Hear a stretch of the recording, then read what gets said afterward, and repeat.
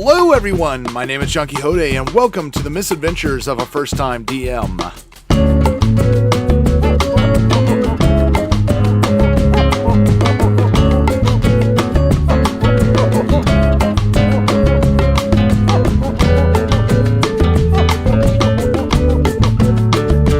Start off with, before we get into the meat and potatoes of this video, I want to first start off by saying that I'm re-recording this and the following videos, all because I didn't like the way that they were kind of progressing, especially with the last video with the way I implemented the battle map. It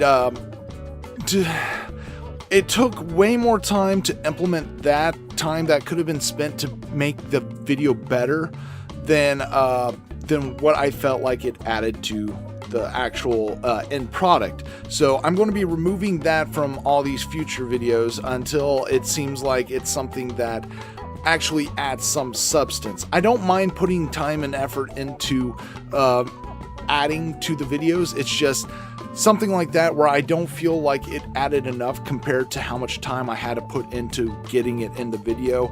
To me, it felt like it more detracted from the video than anything. So yeah, that's being cut out. So I'm re-recording all these because a lot of these videos were going to revolve a lot around that battle map. And I think that also kind of took this series in general in the wrong direction, because it's not exactly about necessarily, it's about the interactions the characters have, but it's not just about the interactions the characters have. It's also about my input and my experience as being the first time running these games. So yeah, so we live, we learn, we continue on, and we go back in and we revisit our characters again for this video of Misadventures of a First-Time DM. We left off last time with our characters having just found the Cragmaw Cave and having gone inside, acquired some wolves, as well as incapacitating Waldo, which last time we gave him an opportunity to roll for a chance to actually have one of the fake invoices on him. He rolls, he succeeds, he has one of them on them. So the other characters finding this invoice, they're at a little bit of conundrum. Apparently this guy is who he claims to be, though we are still highly suspicious of him because of all this other stuff we found on his person as well. However, he does have the invoice saying, you know, that they were delivering the supplies. So they end up using Douglas. Douglas, the guy who plays Douglas, he was not there that night, so I was in control to an extent of him. They wanted him to use his lay on hands because he's a paladin to bring him back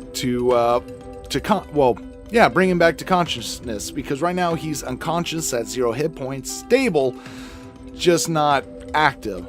So they bring him back and they have a discussion, kind of work things out. Okay, fine, you can come with us, but this is how it's going to work. They give him back one of his daggers. That's about the only thing they give back to him. They keep all his other supplies, and they begin to make their way further into the cave. However, Douglas relegates himself to the mouth of the cave so he can keep an eye out just to make sure they don't end up getting flanked from behind from other goblins coming back from raids or such like that. They don't want to, be ambushed. Which kind of brings us into this idea of, what do you do when a character is not there? Do you as a DM keep them there and play them as an NPC for that time, or do you try to find a way to relegate them to the sidelines since the player can't put his input into the game? I find it usually best to try to move them to the side in order to prevent you making a major mistake that's either out of character for the for like instance making Douglas do something he normally wouldn't do, like say all of a sudden murder. I mean, this is on the extreme end, but all of a sudden like murdering everyone in the party. I mean, it wouldn't make sense, but at the same time it prevents you from doing things that would be out of the character's character. So I just find it easier to try to find a possible way to move the character out of the picture to an extent where it's still easy enough to be able to bring them back in the next time they're able to make the game. So with Douglas standing guard at the mouth of the cave, the other three begin their travels deeper into it. Now the only person of the three that has any kind of vision in the darkness is Anvil, because he's a dwarf. The Goliath and the human, they don't have any kind of dark vision, so they can't see. So Anvil takes the lead, casting light on Alarc's shield so that they can see as well, but he moves forward in the darkness. As they continue forward, Anvil notices a steep slope up to the left that looks like it's a passageway, but it looks fairly unused. It's rather rough and it looks like it would be difficult to climb up, but there is a shelf that looks like they could stand on midway between the slope. Upon further investigation, Anvil comes to realize that shelf doesn't look like it would hold much. It looks like it would probably collapse under a good bit of weight and causing everyone to fall down as well. So it's probably best if we don't try to go that direction. So they continue heading further north, where Anvil notices a bridge, but he doesn't notice the goblin that is up there on the bridge. But the goblin notices him. So the goblin kind of slinks off a little bit without any notice to his being there. At this point, Anvil is close enough to the bridge to begin to kind of inspect what's up with it, because the pathway continues further north, but then there's this bridge that connects these other two passages right above us. So while he's pondering this, all of a sudden there is the sound of rushing water coming from the passageway to the north. The goblin who has slunk off, he went and released a reservoir for a dam that they had constructed, releasing the water all at once, gushing towards them. They all have to make dex saves, not only for themselves, but also for their wolves. With the water rapidly approaching, Anvil grabs his wolf in one arm and then leaps to the side of the wall and just grabs firm, trying to make sure that him and his wolf don't get swept away. The water crashes by them, not affecting them very much at all. Next up was Waldo. Waldo failed his dex save, so now he has to make a strength save. The dex save was only a DC 10. The strength save is a little bit higher at a DC 15. Where he failed the dex save, he managed to make the strength save, and he just stands there as a rock as the water crashes up against him, flowing, splitting in two as it passes by. And finally, we have Alaric, who, just like Anvil, grasps at the wall. However, he is unable to wrangle his wolf up like Anvil did. Luckily for him, the chain that he has attached to his wolf is 15 feet, long enough to safely make it back into the wolf pen, allowing the waters to just pass by him without effect. Douglas doesn't have to worry about this because by the time it gets to him, the water just kind of dissipates at that point. "You guys okay?" Douglas shouts back at them. "Yeah, it's just fine. Everyone's fine." Anvil decides, I'm going to turn off the lights. That way, if the goblin comes back and he looks, he'll notice that the light that they had been casting is gone, thinking that possibly the goblin had succeeded in taking out the adventurers. The goblin comes back and looks around, doesn't notice Anvil. Anvil is far enough under the bridge to escape his notice, and doesn't notice the other characters around the bend. Happy with his results, the goblin heads back to the place that he just came from, thinking that he got rid of all the intruders. He's wrong.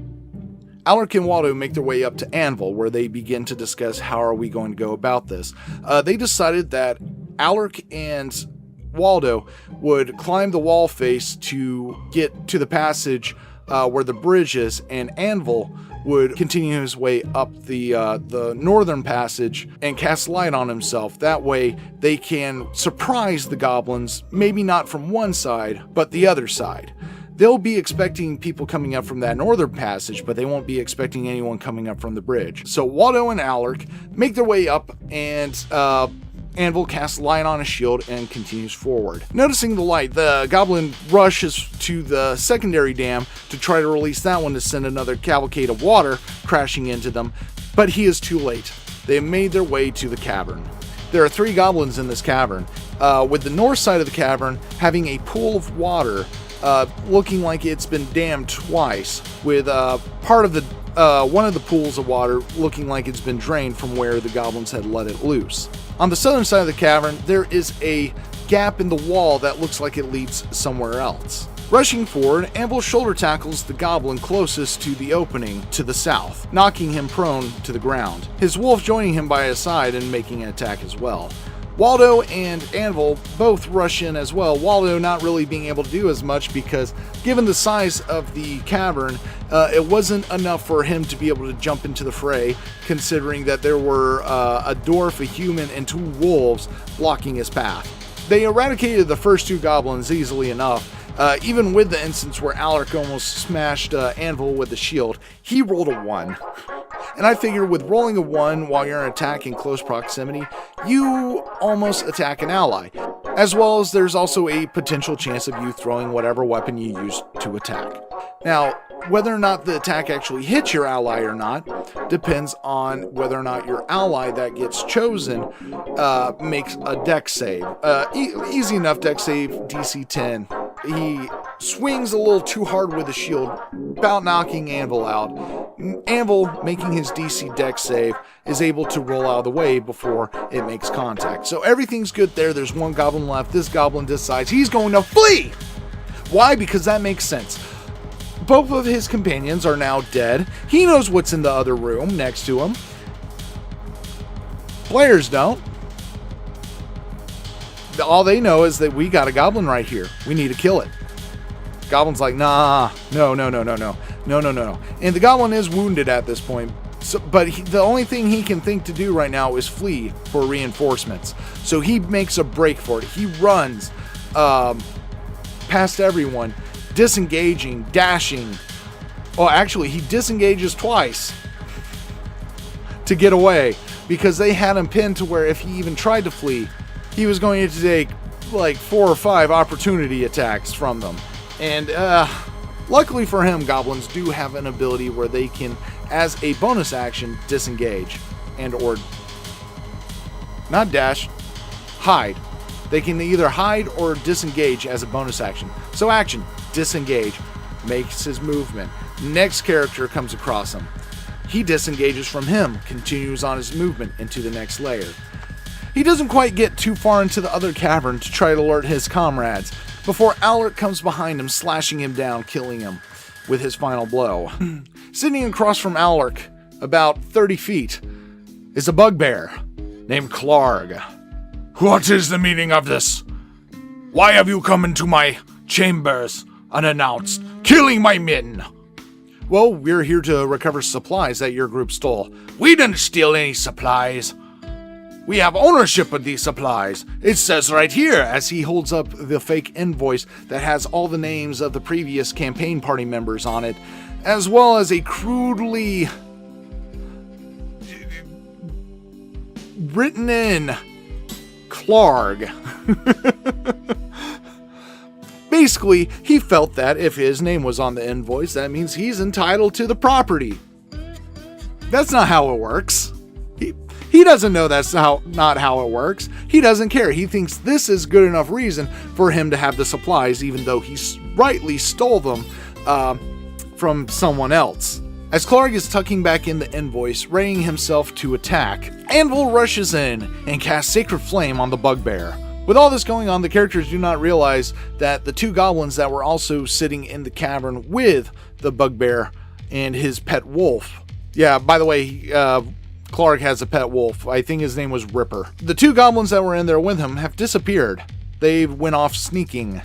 Everyone rushes in, battle ensues. Waldo finally gets a chance to have a shining moment as, while he's sneaking around the corner, runs into one of the goblins. Kind of spooked by this, he stabs, killing the goblin pretty much instantly. Anvil and Alaric sick both their wolves on the bugbear's wolf as Alaric runs forward to battle with the bugbear. Anvil is standing back, ready to cast another spell when needed, not aware of the goblin to his left.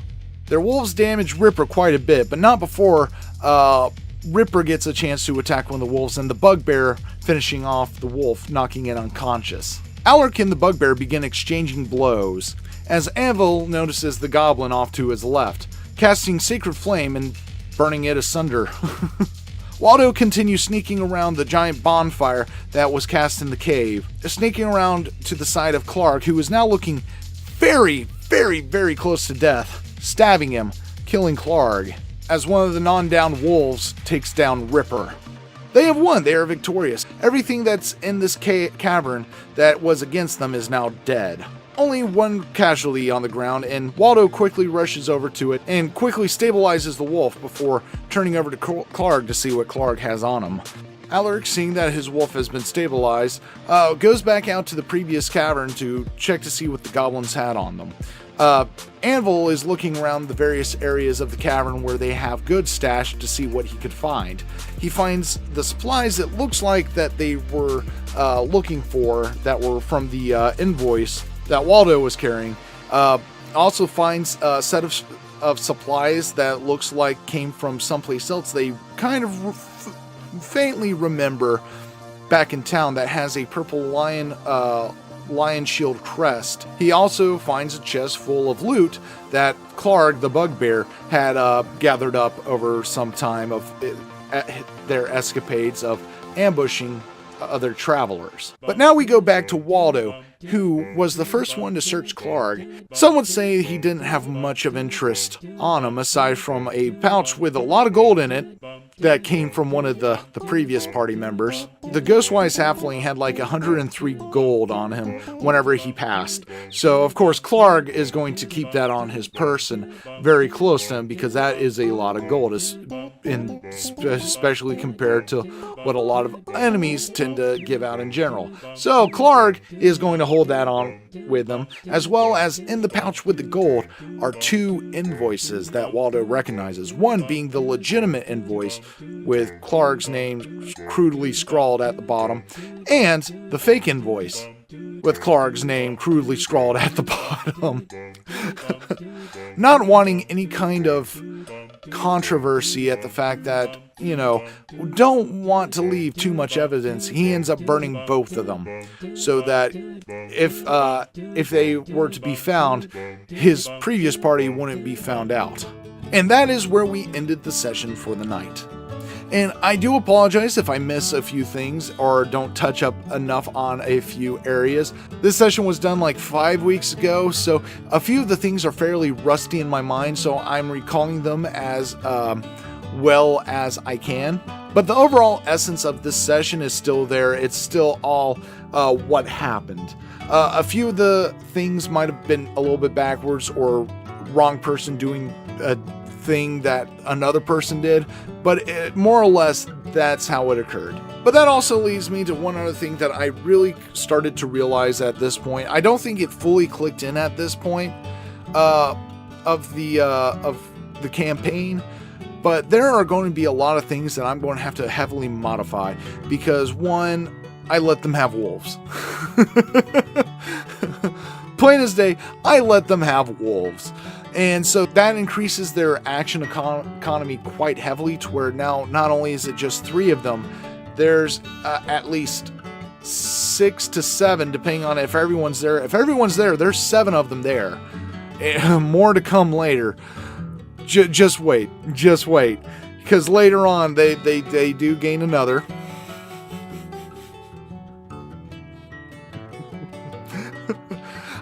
But to be fair, I honestly love the way they went about gaining this additional NPC follower.